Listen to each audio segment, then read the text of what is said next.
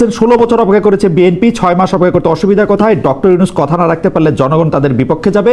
Doctor Zahidur রহমানকে উদ্দেশ্য করে এটা বলা হয়েছে। ডক্টর জাহিদুর রহমান আগে পরের বিষয় নিয়ে আপনি যদি এই ব্যাপারগুলি একটু মনে রাখেন। আবারও একই প্রসঙ্গ, মাত্র 6 মাসের মধ্যে এমন কি হয়েছে? এবং আমি প্রশ্নটা করেছিলাম যে বিএনপির আসলে যদি ডক্টর ইউনূস আসলে কথা না রাখেন, বিএনপির আন্দোলন করে আসলে কোনো সরকারকে হটানোর ক্ষমতা নাই বলে বিএনপি সবচেয়ে বেশি কনসার্ন। ক্ষমতা নেই আমি ঠিক বলছি না, মানে ডক্টর ইউনূস আসলে কিসের উপর ব্যাংক করছে সেটা বলি। তার আগে আমি মঞ্জু ভাইয়ের প্রশ্নটা একটু জবাব দিই। আমরা ডক্টর ইউনূসের সমালোচনা করছি, আমি এখনো মনে করি উনি থাকুন, উনি থেকে প্র্যাকটিক্যাল সিদ্ধান্ত নিয়ে প্র্যাগম্যাটিকলি উনি এখন আর অনেক কিছু করা যাবে না, আমরা ওই জায়গায় চলে এসেছি। মানে এটা তো হয়, আমরা পরীক্ষায় ছোটবেলায় যেতাম, আমাদেরকে শিখাই দিত সরল অঙ্ক আগে করো না, করলে এটা যদি ঝামেলা বেঁধে যায় তাহলে কিন্তু পারবো না। তো করলো, দুটো অঙ্ক মিললো না, তখন আমরা বসে নতুন করে চিন্তা করি, আচ্ছা ঠিক আছে আমি মোটামুটি আর কি কি করে যেতে পারি। এগুলো তো খুব বেসিক্স। উনি বিরাট স্বপ্ন নিয়ে এসছেন, বিরাট স্বপ্ন নিয়ে চেষ্টা করেছেন বলে মনে হচ্ছে, সময় নাই দেখাতে পারি, আসলে উনি আন্তরিকই ছিলেন না। দৈনিক সমকাল একটা রিপোর্ট এসছে যেখানে 121টা সংস্কার যেগুলো দলগুলোর কাছে পাঠানোই হয় না, এগুলো সরকারই করে ফেলতে পারে বলা হচ্ছে, এগুলোর কোনো খোঁজ খবর নাই। ডক্টর বদিউল আলম মজুমদার ওখানে অন রেকর্ড কথা বলেছেন, উনি ওনার সাথে কমিশনে আমি নিজে ছিলাম, আমার চেয়ারম্যান উনি। সো ওই আসল কাজ নাই, আমরা দেখছি। কিন্তু আমি যে কথাটা বলতে চাইছি যে ওনাকে আমরা সমালোচনা আসলে এখনো করছি, উনি যাতে ওনার কোর্স অফ অ্যাকশন ঠিক করেনি। সমালোচনা মানে এটা হাসিনার সমালোচনা না। আমি এখন এই কথা বলতে প্রস্তুত, 5 আগস্টের পর ডক্টর ইউনূস যদি দায়িত্ব না নিতেন, আমি বহুবার বলেছি, বহির্বিশ্ব বিশেষ করে ভারতের চাপ, আওয়ামী লীগের নানা রকম অপতৎপরতার বিরুদ্ধে আমাদের এত ভালো কিছু হতো না। এই টাইমটা উনি পার করে দিয়েছেন। ফ্র্যাঙ্কলি স্পিকিং, উনি তো অলরেডি জানিয়েছেন যে উনি নাও থাকতে পারেন। এটা ট্রিক হোক বা উনি যদি সত্যি অভিমান করে চলে যেতে চান, আমাদের তো আসলে চলতে হবে এবং আমাদের টার্বুলেন্ট টাইমটাও আমরা কাটিয়ে এসেছি। We might think in a different way. আর আপনি যে কথাটা বলছেন বিএনপি, আসলে বিএনপি ভয়টা ভিন্ন জায়গায়। বিএনপির যে শক্তি আছে, আমি ধরুন বিএনপি রাস্তায় নেমে গেল নির্বাচন নিয়ে, ঢাকার রাস্তায় তারা বসে পড়লো যে আমাকে নির্বাচনের তফসিল ঘোষণা করতে হবে, নাহলে আমি যাবো না, বিভাগীয় শহরগুলোতে হলো। মানে তাহলে সরকার আসলে বিএনপিকে কিভাবে হ্যান্ডেল করবে? সরকার কি শেখ হাসিনা হবে? ডক্টর ইউনূস শেখ হাসিনার মতো এখানে মাঠে মারাত্মক গোলাগুলি করবে, তারপরে তাদেরকে গায়েবী মামলা দেবে, জেলে নেবে, টর্চার করবে, এসব করবে? উত্তর হচ্ছে আমি বিশ্বাস করি না ডক্টর ইউনূসের নিজের সেই ইচ্ছাও আছে। তর্কের খাতিরে ধরে নিলাম শেখ হাসিনা হতে চাইলেন, ওনার সেই আদেশ এক্সিকিউট করার জন্য কি এই পুলিশ প্রস্তুত আছে? উত্তর হচ্ছে না। আমিও মনে করি হয়তো বিএনপি এটা ভাবছে যে ডেডলক যদি খুব বাজে হয়ে যায়, তখন কোনো না কোনো ধরনের ইন্টারভেনশন বা অন্য কিছু হয় কিনা, সম্ভবত তারা সেটা ভেবে থাকতে পারে। সেটা মাথায় রেখেই হয়তো তারা এখন মাঠে থাকার চেষ্টা করবেন এই বিবেচনা করে। কিন্তু সরকারকে নির্বাচনে বাধ্য করার মতো যথেষ্টের বেশি শক্তি পার্টি হিসেবে বিএনপি আছে, ওর মতে জনগণ খুব বেশি কানেক্টেড হোক। ডক্টর জাহিদুর রহমান, এই ব্যাপারটা পরিষ্কার। আপনি আমাকে এই প্রসঙ্গে একটু আপনি আমার কথা বলেন। একই প্রসঙ্গে আমি মঞ্জু ভাইয়ের কাছেও শুনতে চাইবো, সেটা হচ্ছে এনসিপি এবং বিএনপির দাবির মধ্যে ফারাকের জায়গাটা যদি আমরা দেখি। এনসিপি কিন্তু ইলেকশন চায় না এরকম বলে না, ধরেন অন্য পার্টিগুলিও ইলেকশন চায় না এরকম বলে না। এনসিপির যদি আমরা ধরে নেই যে ডক্টর ইউনূসের পার্টি, সেই হিসাবে আমি বলতেছি, তারা বলতেছে কিছুটা সংস্কার করতে হবে, কিছুটা দেখানোর মতো বিচার করতে হবে। আপনি দেখেন সংস্কারে যেগুলি বিএনপির মানলে কোনো অসুবিধাই নাই, বিএনপি সংস্কারের কথা বললে 31 দফা নামের একটি কুমিরের ছানা 4 বার 7 বার 8 বার 49 বার দেখায়। সেই জায়গার মধ্যে থেকে যেইগুলি না মানলে কোনো অসুবিধা নাই, সেগুলির মধ্যে লাল লাল লাল লাল লাল লাল দাগ দিয়ে রাখছে। কেন? আমার কাছে মনে হয় বিএনপি নির্বাচনের জন্য প্রস্তুত না, এটা আমার হাইপোথিসিস। সেই জন্য বিএনপি এই সংস্কারটা, যদি আজকে বিএনপি রাজি হইতো, জুন মাসের মধ্যে সংস্কার হয়ে যেত, জুলাই মাসের মধ্যে নির্বাচনের তফসিল ঘোষণা হয়ে যেত, অগাস্ট সেপ্টেম্বর অক্টোবর নভেম্বরেই ইলেকশন হয়ে যেত। বিএনপি যেহেতু প্রস্তুত না, মাঠ পর্যায়ে বিএনপির স্ট্রেংথ বিএনপি জানে না, সেই জন্য বিএনপি এই সংস্কার, এনসিপির ঘাড়ে দোষ, ইউনূস চায় না এবং অন্যান্য চাপ টাপ। দেখেন তারেক সাহেবও দেশে আসে নাই। আপনি যদি একটু বলতেন যে আমার হাইপোথিসিস হচ্ছে বিএনপি চায় না ইলেকশন আসলে। আচ্ছা আমি খালেদ ভাই, আমি আপনাকে বলি, আপনি ধরেন ডক্টর ইউনূস, আমি বিএনপির একজন টপ লিডার, আমি বললাম আমি একটা সংস্কারও মানি না। এতক্ষণ পর্যন্ত যতগুলো মানছিলাম এখন ওগুলোও মানি না, আরো যেগুলো মানি না তত আছে, একটাও মানি না। আপনি কি এটার জন্য ইলেকশন দেবেন না?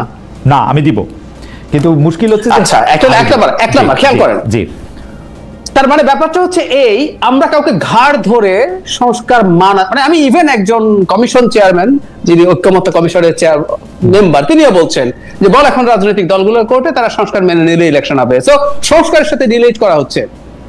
বিএনপি বা আর কোন দল একটা সংস্কারও না মানার জন্য যে কনসিকুয়েন্স হতে পারে, তার পাবলিক স্ফিয়ারে, পলিটিক্যাল স্ফিয়ারে, সেটা মেনে নিয়ে যদি সে সংস্কার না মেনে নিতে চায়, হু আর উই টু সে দ্যাট যে তোমাকে মানতে হবে? আমি আমার জায়গাতে একটু বলি ডক্টর রহমান, দেখেন ওরা আন্দোলন শুরু করছিল চাকরিতে কোটা নিয়া, যে মানে আমি আর এখন বয়সও নাই, চাকরিতে আমি আর যাবো না, সেই আন্দোলনটাতে ওদেরকে যখন অকারণে মারা শুরু হইলো, তারপরে যখন একটা নৃশংসতার পর্যায়ে চলে গেল, তখন আমি আপনি যে যার জায়গা থেকে এটার মধ্যে একটা অংশগ্রহণ করতে চাইছি। কিন্তু পাশাপাশি তো এইটাও চাইছি দেশটা আরেকটা হাসিনার কাছে না আসুক, পাশাপাশি তো এইটাও চাইছি একই রকম জায়গা থেকে না আসুক।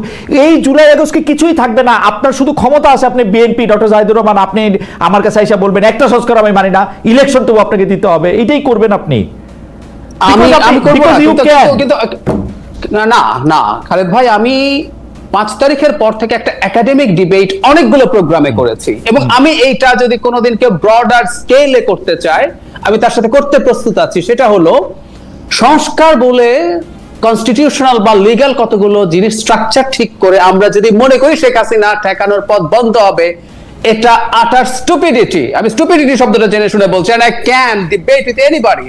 গত 20 বছর থেকে পৃথিবীতে আলোচনা হচ্ছে, আমি একটা বিখ্যাত বইয়ের উদাহরণই দিই, 16 সালে সম্ভবত বেরিয়েছে সে বিখ্যাত বই হাউ ডেমোক্রেসিস ডাই, লেভিটস্কি আর জিবলাতের। তারপরে দেখিয়েছেন কিভাবে কনস্টিটিউশনাল ফ্রেমওয়ার্কের মধ্যে থেকে দেশে দেশে স্বৈরতন্ত্র আসছে। 2006 সালের পর থেকে ডেমোক্রেটিক ডিক্লাইন চলতেছে পৃথিবীতে। ইউরোপের মাটিতে নিও ফ্যাসিস্ট পার্টি, ইটালিতে ব্রাদার্স অফ ইটালি ক্ষমতায় এসেছে, জার্মানিতে এএফডি, আপনি যে দেশে ছিলেন দীর্ঘদিন, এএফডি ডাবল সিট পেয়েছে। এগুলো সবই ফ্রেমওয়ার্কের মধ্যে দিয়ে হয়েছে। তো আমরা যদি মনে করি এটার মাধ্যমে হাসিনাকে করব, তখন আমার কাছে মনে হয় যে এই ওভার এস্টিমেট করার মধ্যে কোনো প্রবলেম আছে।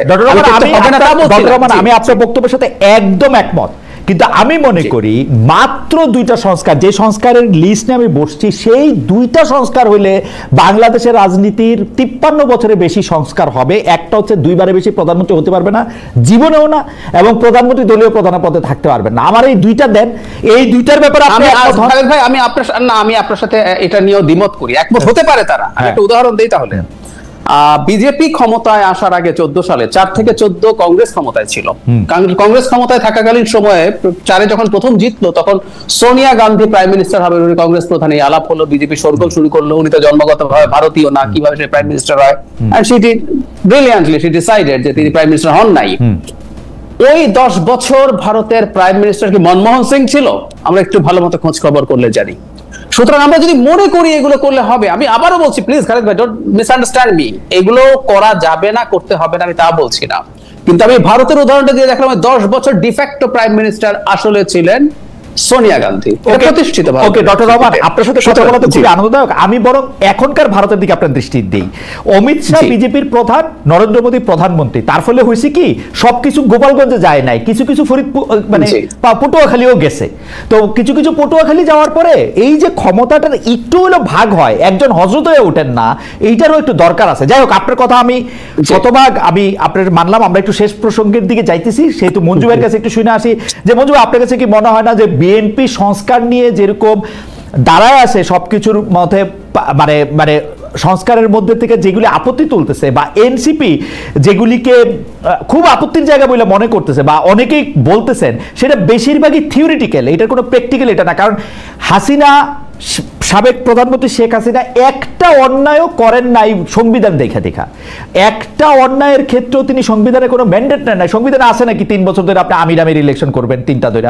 আছে নাকি আপনি গুম করবেন? আছে নাকি আপনি কিশোরকে মাইরা ফেলবেন? মুস্তাককে, সরি, কিশোর বাইচে গেছে কোনো মতে। জি খালেদ ভাই, আপনার এই প্রোগ্রামটাকে আমি ভাবছিলাম যে আজকে এক্সট্রাঅর্ডিনারি হবে, কিন্তু এটা খুবই গতানুগতিক অনুষ্ঠান হয়ে গেল। খুবই সরি, কারণ এখানে যে আলোচনাগুলো হয়েছে এগুলা গত 2 মাস, এবং ডাক্তার জাহেদের এই বক্তব্য আমরা আজকে 2 মাস ধরে শুনতেছি বিভিন্ন জায়গায়। আমি ভাবছিলাম যে আপনি একটা ডিফারেন্ট অ্যাসপেক্ট থেকে আলোচনাটা করবেন। রাইট, দেখেন, আমি একটু বলি। প্রথম কথা হচ্ছে যে এই পৃথিবীতে বেশিরভাগ গণ অভ্যুত্থানই ব্যর্থ হয়েছে। এই গণ অভ্যুত্থানের সবচেয়ে বড় অর্জন হচ্ছে হাসিনার পালানো, এবং সেটা ইন্ডিয়াতে পালানো। এবং এবারের মতো যে পতন আওয়ামী লীগের হয়েছে, এটা পৃথিবীতে ক্ষমতাসীন দলের পতনের ইতিহাস যদি লেখা হয়, তাহলে এটা একটা রিমার্কেবল ইতিহাস হয়ে থাকবে। সো এটা একটা বড় আমাদের অর্জন। আর মানে আপনি যেটা বলছেন, আমি এটা বহুবার বলেছি যে সংস্কার এগুলো অ্যাকচুয়ালি কেউ, যে আপনি এখন লাস্ট যেটা বললেন, সংবিধান দেখে দেখে কেউ ফ্যাসিস্ট হয় না। সংবিধান, নিয়ম সবকিছুকেই ওভারকাম করা যায়, এবং পৃথিবীতে মানে ফ্যাসিজমের সূত্রটাই হচ্ছে যে গণতান্ত্রিক মানে শক্তি থেকে, গণতান্ত্রিক দল থেকেই ফ্যাসিজমের জন্ম হয়। সুতরাং এটা আমি আর আলোচনা করতে চাই না। আলোচনার মূল কথা একটা, যে ডক্টর ইউনূসের কাছ থেকে আপনি এর বেশি আশা পাবেন না, কারণ উনি নিজে যখন বলেন যে আমি রাষ্ট্র শাসনের লোক না, তাহলে ওনাকে আপনি রাষ্ট্র শাসনের যে জিনিসগুলো চাচ্ছেন, এটা হচ্ছে আপনি ওই যে গরুর পেট থেকে আপনি মানে হরিণের বাচ্চা পাওয়ার আশা করাটা, এটা হচ্ছে আমার মূল্যায়ন। এবারে আসেন আমি একটু অন্য আসপেক্টে কথা বলি। এইটা রাজনীতির বাইরে কিছু রাজনীতি আছে। বিএনপি কেন ইলেকশনের ব্যাপারে সিরিয়াসলি ফোকাসড? যেহেতু বিএনপি জানে ইলেকশনে সে ক্ষমতায় আসতে পারে, এটা হচ্ছে মূল কথা। আমরা যত তাত্ত্বিক কথা বলি না কেন, বাকি দলগুলো কেন আকারে ইঙ্গিতে, কেন এখানে যারা বিএনপির সাথে খুব ভালো সম্পর্ক তারাও নির্বাচন চায়, আর যারা মনে করে যে নির্বাচন করলে আমি ভালো করতে পারবো না বা ইত্যাদি ইত্যাদি, তারা একটু নির্বাচনকে বিলম্বিত করতে চায়। এইটাকে যদি আমরা জিস ধরি, তাহলে আপনি দেখবেন যে এনসিপি কিন্তু পর্দার অন্তরালে বিএনপির সাথে একটা সিট নেগোসিয়েশন আলোচনা করেছে, যে সে 70 সিট 50 সিট, এগুলো ডাক্তার জাহেদ জানেন না, আমি মনে করি না ওনার জানার কথা। জানেন না? আচ্ছা, তাহলে আপনি একটু জানবেন, আমি আপনাকে এই জায়গাটা মানে বিএনপির সাথে আলোচনা করেছে, এটা আপনি বলছেন। যাই হোক, করেছে, জি হ্যাঁ। তাহলে দেখা যাচ্ছে এখানে মূল বিষয়টা যেটা দাঁড়াচ্ছে সেটা হচ্ছে যে আমরা যদি এখন ধরেন হাইপোথেটিক্যালি ধরলাম, কালকে একটা পর্দার অন্তরালে একটা আন্ডারস্ট্যান্ডিং হয়ে গেল, সিট ভাগাভাগি হয়ে গেল, তাহলে দেখবেন ইলেকশন মানে সেপ্টেম্বরে ইলেকশন জন্য সবাই একমত হয়ে যাবে। ঠিক আছে, আমি আপনাকে একটা কথা বলি, এটা অফ দ্য রেকর্ড সবাই জানে, যে আমি ধরেন উদাহরণ, আমি ডাক্তার জাহেদকে প্রশ্নটা করতে চাই, আপনাকেও করতে চাই। ধরেন জামাত একটা শক্তিশালী রাজনৈতিক দল, এখন জামাত কিন্তু ইলেকশনের ব্যাপারে একটু পিছ টান আছে, যে ইলেকশন একটু বিলম্বিত হোক, অসুবিধা নাই। বিএনপি যদি কালকে জামাতকে বলে যে আপনাদেরকে আমরা 50টা সিট ছেড়ে দিব, আপনি কি জানেন জামাত অক্টোবরে ইলেকশন হলেও রাজি হবে? আর আমাদের কথার সাথে কি একমত হবেন? 20টা। হ্যাঁ, আমি জাহেদ ভাই, আপনি জবাব দেন, জামাত কি রাজি হবে বলেন? হ্যাঁ, রাজি হবে। হ্যাঁ, তাইলে কেন এত প্যাঁচগোছ করে এত অঙ্ক? তাহলে মঞ্জু ভাই একটা ভয়ঙ্কর প্রশ্ন আপনি তৈরি করলেন, আমি আপনাকে জিজ্ঞেস করি। হ্যাঁ, আমি তো আমি বলি মঞ্জু ভাই, আমি একটু প্রশ্নটা করিনি, তারপর আমি বলি না। দুইটা দল আসন নেগোসিয়েশনের কারণে সুরাহা হচ্ছে না বলে এটা করছে, মানলাম। তার মানে সরকারও এই গেমের পার্ট হয়ে তাদের আসন নিশ্চিত করার জন্য এসব করছে এখন। জি মঞ্জু ভাই, আপনি এটাতে কি বলেন? মানে আপনার বক্তব্য কি এইটা মনে হয় যে সরকারও তাদের এই পক্ষেরই কাজ করতেছে, তাদের ম্যানেজারের কাজ করতেছে, জামাতের? আর এখন দেখেন, ডাক্তার জাহেদ এবং ব্যারিস্টার ফুয়াদ, আমাদের ফুয়াদের এদের সমস্যা কি জানেন? এরা রাজনৈতিক নেতাও, আবার এরা ইউটিউবারও, বুঝছেন? আমি নেতা না, আমি দলে নাই। সমস্যা হচ্ছে আপনি তো দলে থাকতে পারবেন না, এটা স্বাভাবিক। কারণ আপনারা হচ্ছেন পলিটিক্যাল অ্যানালাইসিস করতে গিয়ে আপনারা সবসময় তাত্ত্বিক জায়গায় যান, প্র্যাকটিক্যাল জায়গায় কম যান। এখন উনি একটা এখন আমি যখন একটা আলোচনা তুললাম, উনি এটাকে আবার সরকারের সাথে প্যাচ লাগাই দিলেন। সরকার মঞ্জু ভাই আমি প্যাচ ছুটাই। মঞ্জু ভাই, এখন ঘটনা দিচ্ছে যে আপনার বক্তব্যের সাথে আমরা একমত, যদি জামায়াতে ইসলামীকে 50টা সিট দেওয়া হয়। আমি বলতেছিলাম যে আমাদের দর্শকদের মধ্যে কেউ কেউ বলতেছেন যে 20টা 30টা দিলেও হইব। আমি ঠিক জানি না কতটাতে নেগোসিয়েশন হবে, বাট নেগোসিয়েশনটা যদি সফল হয়, জামাতের সাথে হোক আর এনসিপির সাথে হোক, তাইলেও তারাও আসলে বিএনপির সাথে একই সুরে সুর মিলায় নির্বাচনটা আরো আগে করার কথাও বলতে পারে। কিন্তু এই ক্ষেত্রে সরকারের ভূমিকাটা আসলে কি হওয়া উচিত? আমার কাছে কিন্তু মনে হয়, মঞ্জু ভাই আমি অনেস্টলি বলি, আপনি মন্তব্য করেন, আমার কাছে কিন্তু মনে হয় যে সরকার ইলেকশনের লাইনেই আছে। এইটা ডিসেম্বরটা যদি তার ইগোর মধ্যে একটু লাগে, তো এটা জানুয়ারি 10-12 তারিখ একটা ইলেকশন দিয়ে দিবে, যথারীতি ইলেকশন হবেও, সবাই খুব আনন্দ করে ইলেকশন করবে। এটা হচ্ছে আমার এই মানে আমার ধারণা, ইলেকশনের দিকেই যাচ্ছে বাংলাদেশ আসলে। খালেদ ভাই, ইলেকশন বাংলাদেশে যেটা হতে যাচ্ছে আমি আপনাকে বলি, যদি ডক্টর ইউনূস ধরেন, আমি প্রথমত, এটা আমার ধারণা ভুল হোক আমি চাই, প্রথমত যেইভাবে এখানে ডাক্তার জাহেদ সহ নানাভাবে বিশ্লেষণ করছেন, ডক্টর ইউনূসের ফেলিওর গুলো তুলে ধরছেন, ভাই ডক্টর ইউনূস এইভাবে উনার কোন এর চাইতে বেশি পারফরমেন্স উনার থেকে আর পাবেন না, আমি একদম নিশ্চিত হয়ে গেছি। দিন দিন আরো ডিটোরিয়েট করবে। সুতরাং আপনাকে এখন সিদ্ধান্ত নিতে হবে, আপনি এর চাইতে বেটার অপশন পাইলে আসেন, সেদিকে আমরা হাঁটি। নাম্বার 1। ওকে। নাম্বার 2 হচ্ছে, ধরেন ডক্টর ইউনূস এই পরিস্থিতিতেই একটা ইলেকশন ডিক্লেয়ার করলেন। এই ইলেকশনে অন্তত 50 থেকে 100টা আসনে বিএনপির বিদ্রোহী প্রার্থী থাকবে। জামায়াতের এবং বিএনপির সাথে হার্ড কন্টেস্ট হবে অন্তত 60 থেকে 70টা আসনে, অন্যান্য দলের সাথে অন্তত আরো 20 থেকে 30টা আসনে। এবং এই সমস্ত জায়গায় বিভিন্ন রকমের মারামারি, গন্ডগোল, নির্বাচন অফিস ভাঙচুরের মতো ঘটনা ঘটবে। একটা জায়গাতেও পুলিশ বা সেনাবাহিনী কোনো সঠিক মেজার নিতে পারবে না, এবং এই সরকারের এই ক্ষমতা নাই এই জায়গায় থামাইতে পারে। আপনি দেখেন, আপনি কথা বলেন মঞ্জু ভাই, আপনি আমাদের আর একদম সময় নেই, মানে যতটুকু বাড়ছিল আমরা 2 মিনিট শুধু ডক্টর জাহেদকে শুনতে পারবো। ডক্টর জাহেদ, আমার প্রশ্নটা হচ্ছে যে পারফরমেন্স এর থেকে বেটার আর হবে না শুধু, কিন্তু আমার প্রশ্ন হচ্ছে পারফরমেন্স বেটার হলে, যেহেতু এটা টিম স্পোর্ট, আমরা যারা সরকারে নাই বা আমরা যারা উনার সমালোচনা করতেছি তারা সবাই ওনাকে সহযোগিতা করেছি কিনা, আমরা যারা স্টেক হোল্ডার আছি, আর হচ্ছে যে বেটার না হলে প্রত্যেক করার কথা উনি বলছেন। আপনি এটার মধ্যে থেকে যদি একটু মন্তব্য করেন, শেষ আমাদের আর আমরা মানে আমি আসলে এটাই এক্সপেক্ট করি, ডক্টর ইউনূস অত্যন্ত প্রাজ্ঞ গণতান্ত্রিক একজন মানুষ, সমালোচনাকে সেভাবে নেবেন, এবং সমালোচনাটাও টাফ হওয়া মানে এইটা উনি যাতে ইন্টারপ্রিট না করেন যে প্রত্যেকে তাকে চলে যেতে বলছে, এটা তার বোঝা উচিত যে তিনি সঠিক পথে নেই, অন্তত কিছু মানুষ মনে করছে। আমি বলছি না তাকে সব আমাদের কথা মতো করতে হবে, কিন্তু উনি একটা রিকনসিডার করবেন, এটা খুব জরুরি। আর যেটা হয়েছে খালেদ ভাই, আমি তো এত খোলাখুলি বলে ফেলতে চাইও না, যারা এই সরকারের বিভিন্ন জায়গায় আছে, আপনার আমার মঞ্জু ভাই সবারই কম বেশি পরিচিত মানুষজন, সুতরাং সরকারের ভেতরে ডিনামিক্সটাও আমরা আসলে খানিকটা বুঝি। সুতরাং বাইরে থেকেও আসলে পরিস্থিতিটা কেমন সেটাও সরকারের দেখা দরকার, তাদের পদক্ষেপগুলো বা তাদের চিন্তাগুলো যে মানুষ বুঝতে পারছে বা অ্যাটলিস্ট সন্দেহ তৈরি হচ্ছে, এটা হলে আমরা মনে করি সরকারটা একটা রাইট ট্র্যাকে থাকার সম্ভাবনা তৈরি হবে। আর আমি এখনো বলছি যে ওই যে মঞ্জু ভাই বললেন যে ব্যালট বাক্স এখানে মারামারি, এটা ব্যালট বাক্স চুরি বা ছিনতাই ঠেকাতে পারবেন না টাইপের কথা প্রধান উপদেষ্টা বলেছেন বলে পত্রিকায় সূত্রের মারফত নিউজ এসছে, সেটা পুরনো কথা। তাহলে তো আসলে জুনে উনি কিভাবে রাতারাতি এই 6 মাসের মধ্যে পেরে যাবেন, এই প্রশ্নগুলো আসবে। এবং তিনি যদি শেষ পর্যন্ত এটা মনে না করেন, উনি যদি না পেরে ওঠেন বলে মনে হয়, we should try, আমরা জানি না যে আমরা পারবো কিনা, তেমন কাউকে পাবো কিনা, আমি এটা অন্তত বলতে প্রস্তুত আছি। আই এম সরি এভাবে বলার জন্য, আমরা ওনাকে সবসময় সমর্থন করেছি। শুরুর দিকে যে জরুরি প্রয়োজন ছিল সেটা অনেক ভালো হয়েছে। শেখ হাসিনা বাংলাদেশকে ধ্বংসস্তূপে পরিণত করেছে, এবং কতটা করেছে এটা ডক্টর ইউনূসের চাইতে আমরা বেশি জানি। আমি আবারও বলছি, ডক্টর ইউনূসের চাইতে বেশি জানি, কারণ মেটিকুলাসলি আমরা এগুলো ফলো করেছি, কথা বলেছি। উনি আসলে বিশ্ব ব্যক্তিত্ব বাইরে ছিলেন, কিন্তু এই ডিস্ট্রাক্টেড সিস্টেমের মধ্যে থেকেও আরো ফার বেটার পারফর্ম করার সুযোগ ছিল, তিনি তার অনেক ক্ষেত্রেই ব্যর্থতার কারণে এটা করতে পারেন। এক লাইনের কোশ্চেন ডক্টর জাহিদকে দিয়ে শুরু, মঞ্জু ভাইকে দিয়ে শেষ হবে, আমাদের অনুষ্ঠান শেষ করা। সেটা হচ্ছে ইলেকশন কবে হবে বলে মনে করেন? মানে যুক্তি না, মানে এটা একটা ফোরকাস্ট, জ্যোতিষী প্রশ্ন, জ্যোতির্বিদ্যা না। দুইটা না, আমি আগে জাহিদকে শুনি, আপনি শেষ কথা বলবেন মঞ্জু ভাই, আপনি বলবেন শেষ কথা। আমি মনে করি রমজানের আগে ইলেকশন হবে, আশা করি। ওকে, মানে এর বাইরে পারবেন না। আরেকটা কথা যোগ করে রাখি, সরকার সুযোগ নাই, সরকার অর্থনীতির বিরাট সাফল্য দেখাচ্ছে, অর্থনীতির অবস্থা ভালো না, অর্থনীতি সরকারকে বাধ্য করবে ইলেকশন দিতে। ফেব্রুয়ারির আগে মঞ্জু ভাই আপনি বলেন, আপনার মিড ফেব্রুয়ারি মানে রমজানের আগে আর কি। ওকে, মিড ফেব্রুয়ারি। আর মঞ্জু ভাই আপনি বলেন, মঞ্জু ভাই আটকে গেছে। জি, বিএনপি, সেনা প্রধান এবং ডক্টর ইউনূস, এই তিনজন। বিএনপি বলতে আমি আরো স্পেসিফিক্যালি বলি তারেক রহমান, ডক্টর ইউনূস এবং সেনাবাহিনী প্রধান, এই তিনজন যদি দূরত্বটা কমিয়ে এক জায়গায় আসেন, তাহলে নভেম্বরে ইলেকশন দেওয়া সম্ভব, এবং একটা খুব বেস্ট ইলেকশন আমাদের এখানে সম্ভব। নাম্বার 1।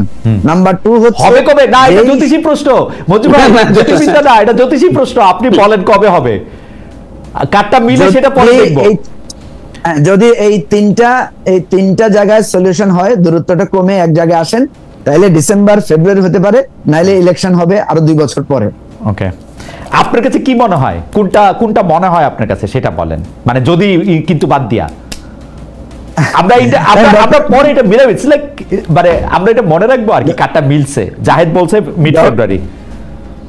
ডক্টর ইউনূস যদি রিজাইন করেন তাহলে একটা আবার এটা যদি দেওয়া হবে না, আপনি বলেন কবে হবে, যদি দেওয়া হবে না। খালেদ ভাই, এটা হচ্ছে পলিটিশিয়ান, বুঝছেন? যদি দেওয়া না, আপনি বলেন না কবে হবে। মঞ্জু ভাই বলতে পারবে, মঞ্জু ভাই বলেন যে ধরেন। আমি তো পলিটিশিয়ানই, এটা কি গালি দিলেন? আচ্ছা ঠিক আছে, জনাব মুজিবুর রহমান মঞ্জু, আপনাকে অনেক ধন্যবাদ ডক্টর জাহিদুর রহমান। আমরা আজকে অনেকগুলি বিষয় নিয়ে আসলে কথা বলতে চেয়েছি, কথা বলেছে, যদিও মঞ্জু ভাই বলেছেন গতানুগতিক একটা অনুষ্ঠানের মতো হয়েছে, সরি। তো আমরা আশা করবো যে পরে আরো অনুষ্ঠান আরো অনেক ভালো হবে।